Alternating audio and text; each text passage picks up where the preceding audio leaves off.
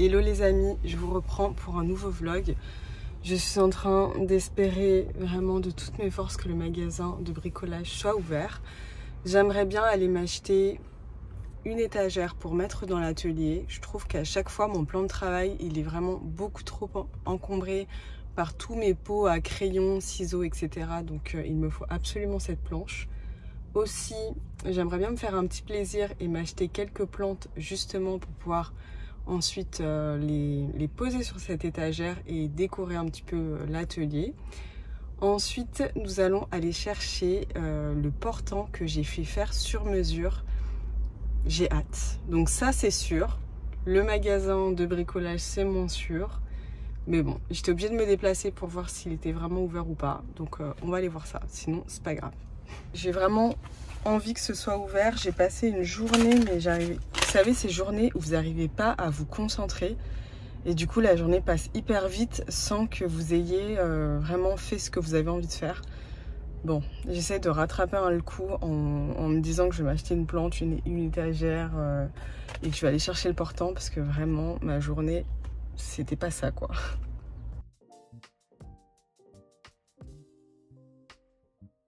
Comme vous l'avez vu, j'étais hyper contente que le magasin soit ouvert. J'en ai profité pour aller directement au rayon des étagères.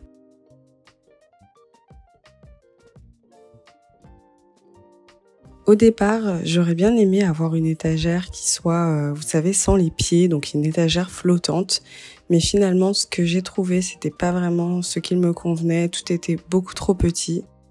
J'ai donc décidé, comme à mon habitude, de faire un petit peu de DIY et d'aller au rayon des planches de bois. J'ai construit le bureau de l'atelier moi-même avec des planches de bois, des paniers et aussi un plan de travail de cuisine. Donc je me suis dit que j'allais rester dans la même veine et prendre une planche de bois pour mon atelier. Concernant les plantes, j'aimerais bien avoir des plantes sur l'étagère, donc 2 ou 3 maximum. Je sais pas vous, mais moi avoir un espace de travail qui soit agréable, joli, c'est vraiment l'un de mes moteurs le matin pour me mettre au travail et c'est hyper agréable je trouve de trouver des systèmes de rangement, de faire sa petite déco, c'est vraiment une activité que j'adore. Je suis finalement repartie avec une seule plante, donc c'est une sorte de plante qui retombe. Je trouve que ça fera très joli sur l'étagère. Je vous mettrai le nom de la plante à l'écran parce que là tout de suite je m'en souviens plus.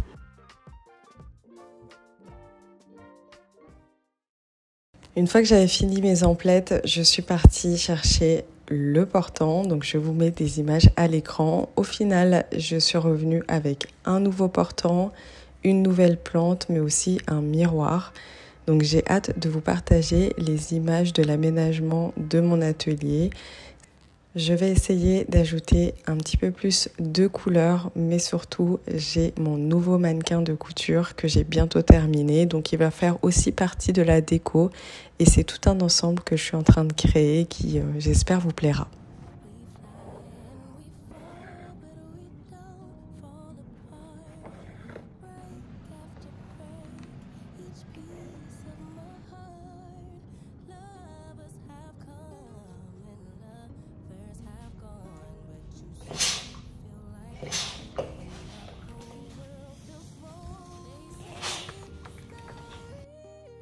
Coucou les amis, je reprends le vlog.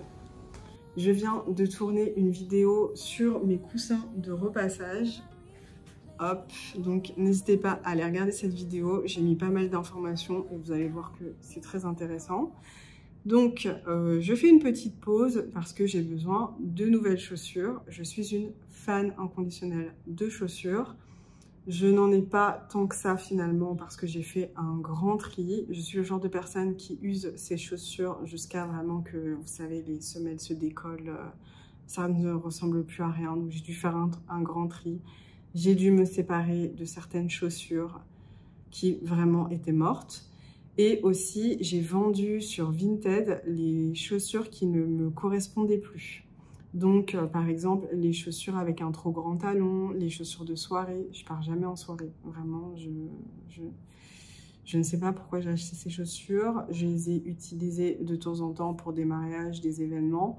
Mais j'ai voulu m'en séparer et me diriger uniquement vers des chaussures qui me correspondent, avec la bonne taille de talon, des chaussures aussi que je peux porter plus quotidiennement.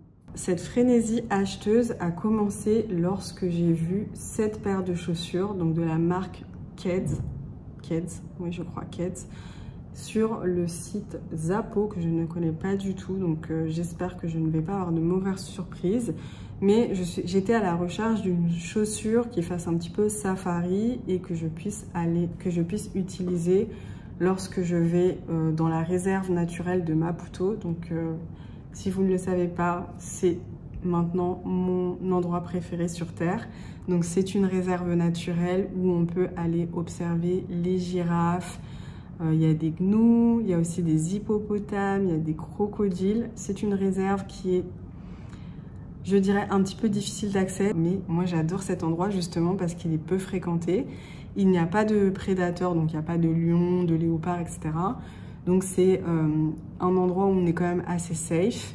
Il y a aussi des petits lodges hyper sympas et après la réserve, on arrive à la mer. Mais c'est un endroit magnifique.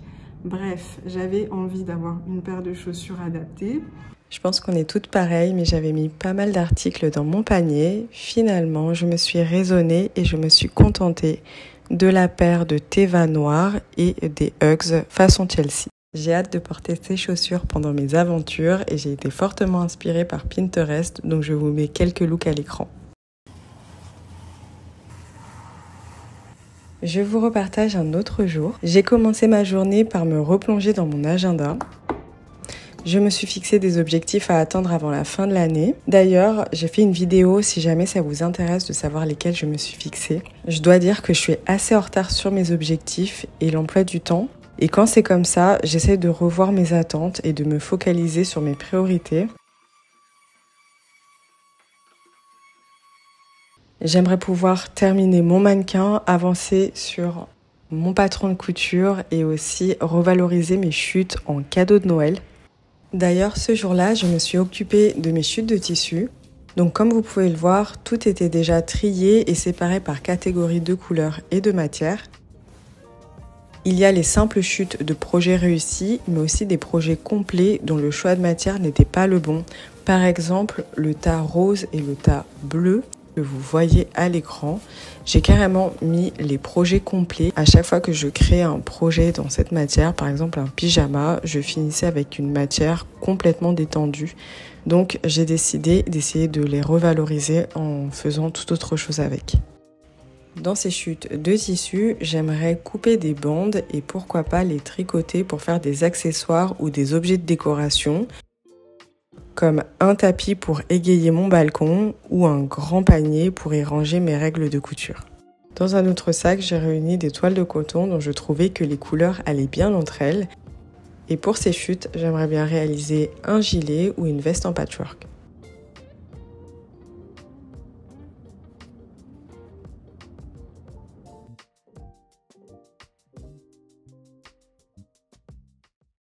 Je suis dans un mood très positif. Je sens que je vais pouvoir rattraper cette matière.